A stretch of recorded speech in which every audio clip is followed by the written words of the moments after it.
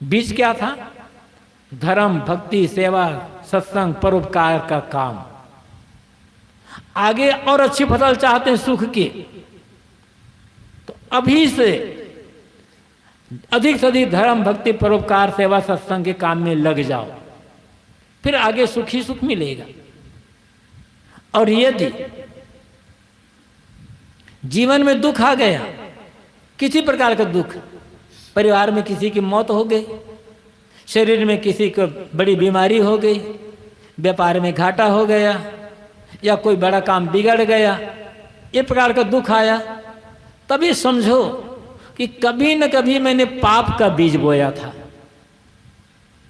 किसी को मैंने दुख दिया था, किसी का काम बिगाड़ा था, तो मेरे जीवन में आज ये दुख की फसल आई है। और यदि आज फिर मैं गलत काम करूंगा, फिर पाप करूंगा, तो पता नहीं कैसे भयंकर दुख सामने आ जाए। इसलिए आज के बाद से मुझे जिंदगी भर पाप के बीज नहीं बोना है, ऐसी सीख ले लो। सुख आए तो प्रेरणा ले करके धर्म के बीज बो, दुख आ जाए तो अधर्म और पाप के बीज बोना बंद कर दो। हर जगह आनंद आनंद, इस आज आनंद, कल आनंद, इस जीवन में आनंद, आगे जीवन में आनंद। ये जीवन जीने का बढ़िया तरीका है,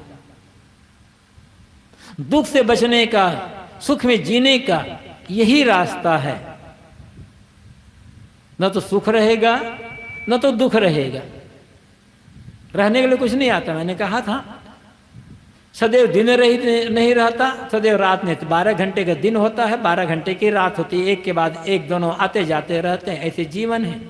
सुख दुख दोनों रहते जिसमें जीवन है वो गांव, कभी धूप तो कभी छांव। देखो सामने धूप, यहां छाया,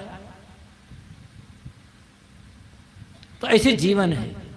गुरु नानक देव कहते हैं सुख दुख जीव पर से नहीं, सुख और दुख जिसके मन को स्पर्श नहीं करते, प्रभावित नहीं करते, दोनों में जो समभाव में रहता है, शांत, जीवन में बैलेंस रखता है, वो भगवान है। और जीवन में मन में हमेशा बैलेंस रखना, मन को समता में रखना, संतुलन में रखना, गीता में इसी को कहा गया है योग समत्वम योग उच्यते। श्री कृष्ण कहते हैं अर्जुन, समता को ही योग कहा जाता है। हानि हो गई, लाभ हो गया, मस्त। हानि होने लायक काम मत करो, लेकिन फिर भी हानि होगी, हो गई, कितनी भी हानि हो जाए, विश्वास रखो कि पेट भर खाने को मिलेगा।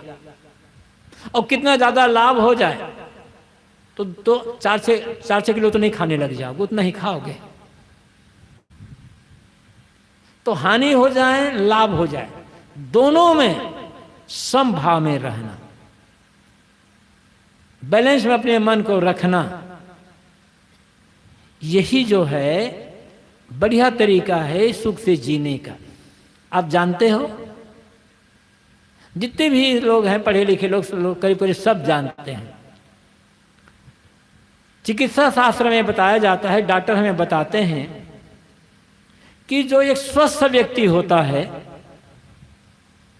कहीं का रहने वाला हो, उसके शरीर का जो टेम्परेचर होता है 98.6 डिग्री फ़ारेनहाइट हो माना जाता है, वो स्वस्थ व्यक्ति का। मद्रास में रहने वाला हो तो, कश्मीर में रहने वाला हो तो, अब थोड़ा बहुत अंतर तो इसमें हो सकता है मौसम परिवर्तन हिसाब से, लेकिन 98.6 डिग्री फ़ारेनहाइट है तो शरीर स्वस्थ है। यदि ये टेम्परेचर गिर गया तो शरीर बीमार पड़ जाएगा, टेम्परेचर बढ़ गया तो शरीर बीमार पड़ जाएगा। कैसी भी ठंडी आ जाए, कैसी भी ठंडी आ जाए, घोर ठंडी है, उसमें भी आप नापोगे तो वही निकलेगा 98.6 डिग्री फ़ारेनहाइट। जेठ बैसाख के महीना में कैसी भी गर्मी आ जाए, भयंकर गर्मी, शरीर के टेम्परेचर को नापोगे तो वही निकलेगा 98.6 डिग्री फ़ारेनहाइट। इस स्वस्थ शरीर की पहचान। कम ज्यादा हो रहा है मतलब शरीर में कोई ना कोई गड़बड़ी है, गड़बड़ी हो रही है। ये हमें डॉक्टर बताते हैं। उचित खान पान से, एक्सरसाइज से, व्यायाम से, मेहनत से, अच्छे विचारों से शरीर के टेम्परेचर को एक मेंटेन करके रखा जा सकता है। तो जैसे हर परिस्थिति, ठंडी, गर्मी, बरसात, हर परिस्थिति में हमारे शरीर का टेम्परेचर उतना ही रहता है, वैसे ही रहता है। अब यही चीज मन का टेम्परेचर, शरीर के टेम्परेचर पर हम ध्यान देते हैं, मन के टेम्परेचर पर हम ध्यान नहीं देते। किसी ने हमारे विरोध में थोड़ी सी बात कह दी, थोड़ी हमारी निंदा हो गई, मन का टेम्परेचर एकदम डाउन चला गया। बीमार तो होना ही है। किसी ने हमारे बारे में अच्छी बात कर, थोड़ी सी प्रशंसा कर दी, वाह साहब आप बहुत अच्छे आदमी हैं, मन का टेम्परेचर एकदम चला गया ऊपर, बीमार तो होना ही है। निंदा सुनो शांत, निंदा करने वाले को धन्यवाद। प्रशंसा सुनो शांत, प्रशंसा करने वाले को धन्यवाद। दोनों को धन्यवाद, जैसे के तैसे। ये आपके ससरण पहचान, और जो ऐसा कर लेता वही तो भगवान है। आज से लगभग 1000 साल पहले के आसपास कश्मीर में एक संत हुई है ललद्यद, उसे लल्लेश्वरी भी कहते हैं, लल्ला भी कहते हैं, और बहुत अच्छी साधिका हुई है। 1000 साल पहले की बात। और निर्वस्त्र रहती थी, कपड़ा नहीं पहनती थी वो।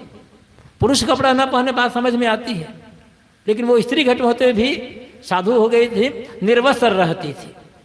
लेकिन मजाल किसी को उसके सामने, एकदम अपने वैराग और त्याग में दृढ़। कुछ लोग उसे पागल में समझते थे, कुछ लोग उसे बड़ी भक्ति करते थे, प्रशंसा करते थे, और कुछ लोग उसकी निंदा बुराई करते थे।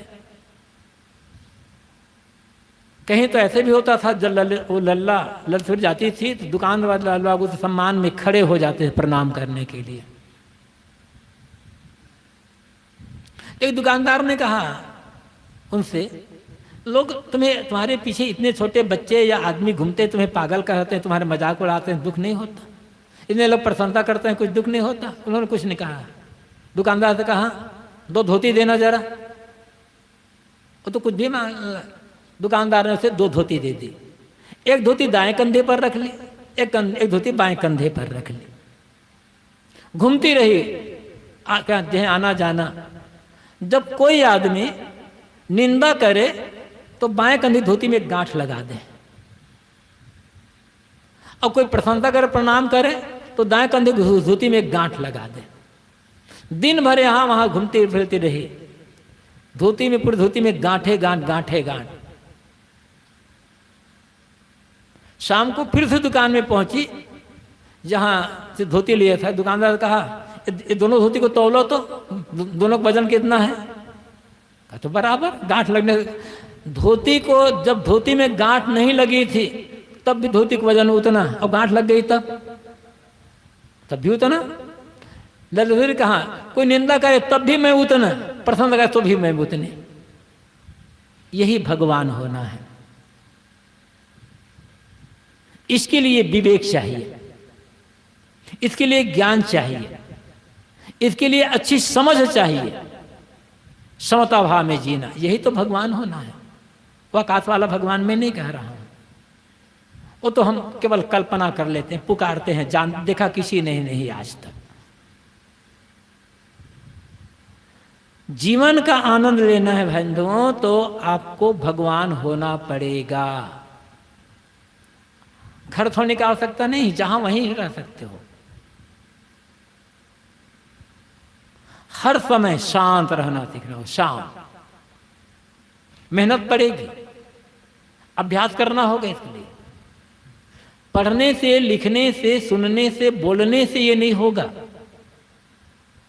अभ्यास करना पड़ेगा, रोज रोज अभ्यास करना, रोज रोज अभ्यास करना पड़ेगा। मुझे शांत रहना है, मैं शांत हूं। हर आदमी का जो स्वरूप है, भीतर बैठा हुआ आत्मा है, वो शांत है। लेकिन दुनिया को देख देख करके उसमें लहर उड़ जाती है। जैसे पानी, तालाब में पानी भरा है, वह स्वच्छ शांत है पानी, लेकिन जब हवा चलती है तब लहरें उठने शुरू हो जाती है। लहर पर लहर उठ रही है, लहर पर लहर उठ रही है।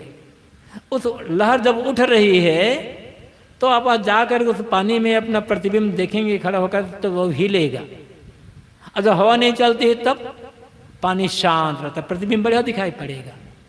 ऐसे ही किसी का मकान देखे, लोभ की लहर आ गई, किसी ने कुछ बुराई कर दी, दुख की लहर, द्वेष की लहर आ गई, किसी ने प्रसन्नता कर दी, अहंकार की लहर आ गई। ये लहर तो आती रहती है ना, राग की लहर, द्वेष की लहर, ईर्ष्या की लहर, घृणा की लहर, मोहमाया की लहर, अहंकार की लहर, लोभ की लहर, ये जितनी लहरें आती रहेगी, भीतर बैठे जो भगवान है उसका साक्षात्कार नहीं होगा। इसी से बचना है।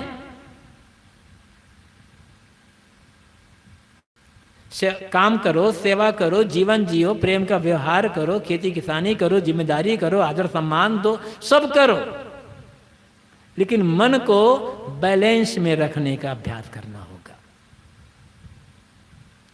तो भटकना कहीं नहीं है।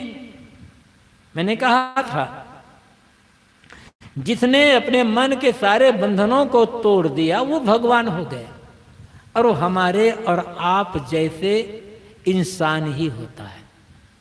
पुराने जमाने में संतों को, ऋषियों को, मुनियों को भगवान कहा जाता है। अब वाल्मीकि रामायण पढ़ करके देखो, जब वनवास में चलते चलते राम, सीता और लक्ष्मण तीनों गंगा पार करके प्रयाग में भरद्वाज ऋषि के आश्रम में आए हैं, तो राम ने भरद्वाज ऋषि को 5 बार भगवान कहा है। भरद्वाज ने राम को भगवान नहीं कहा,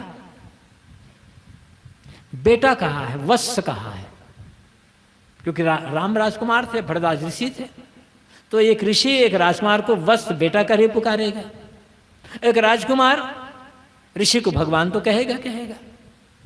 घूमते घूमते जब राम अगस्त के आश्रम में गए हैं, तो अगस्त ने वहां भी राम ने वहां भी अगस्त को भगवान कहा है, तो तीक्ष्ण को भगवान कहा है।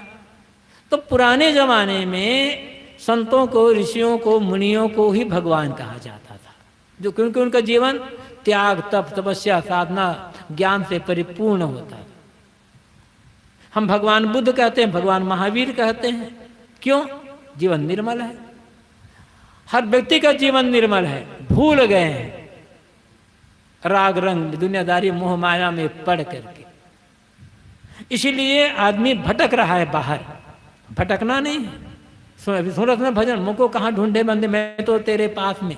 पास में कहने का तरीका है, खुद आप हैं,